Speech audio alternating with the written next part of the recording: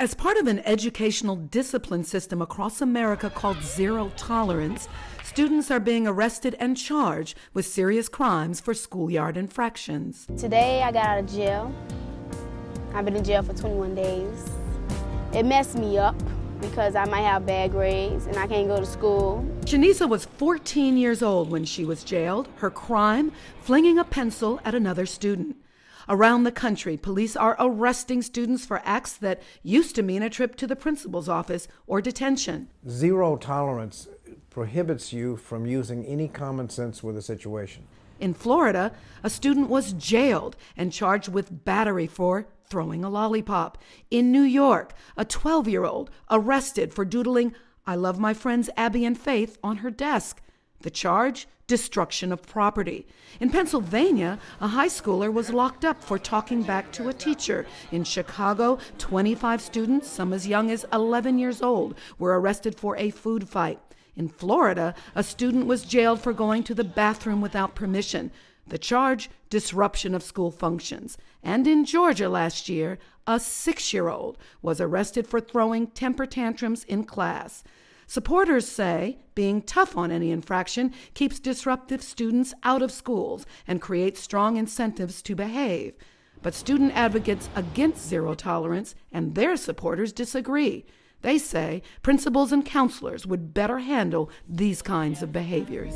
When folks talk about the school-to-prison pipeline, it's real. There's a direct correlation to lack of education, economic opportunity, and also incidences of incarcerations. When children go through these schoolhouse doors, they should find a place that nurtures and supports their dreams of college or career, student leaders say. Instead, by arresting, suspending, and expelling young people for minor infractions, far too many drop out and end up on a pathway to prison. If you disrupt the positive things going on in his or her life, they may never get that back. Zero tolerance policies are mostly found in inner city and rural school districts in the United States. 70% of all students involved in school-related arrests are African American or Hispanic. Black children are 3 times more likely to be arrested, suspended, and expelled for the same infraction as white students, according to Department of Education statistics.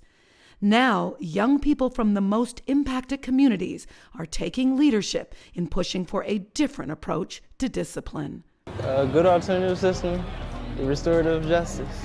It's a substitute for zero tolerance rules that we have now. Peer mediation, counselors, and therapists is improving the work.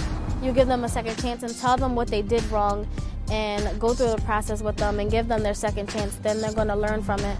The student-parent groups have had some victories. In Baltimore, a city that was known for tough and sometimes dangerous public schools, replaced its zero-tolerance policy in 2008. In its place, a new code of discipline that barred arrests, suspensions, and expulsions for minor infractions. The result? Out-of-school suspensions dropped 65%. Graduation rates are now at record highs, and youth crime is down. The school system invested more funds in counselors and psychologists, bucking a national trend. Many inner-city and rural school districts spend 3 times the amount on security as is spent on counselors or psychologists, according to the U.S. Department of Education. If they're continuing their education, they're on a trajectory to graduating and being a productive contributor to society. If, on the other hand, you kick them out and they become a high school dropout, you're much more likely to have a situation that you're going to regret. These young advocates say they will continue to build a movement to bring back what they call common sense discipline into the classroom. If they succeed, it could mark a dramatic shift in how America is disciplining its students. Is it your place to take away my second chance, my hopes and dreams? Without an education, there is no life. Leila McDowell, Arise News, Washington.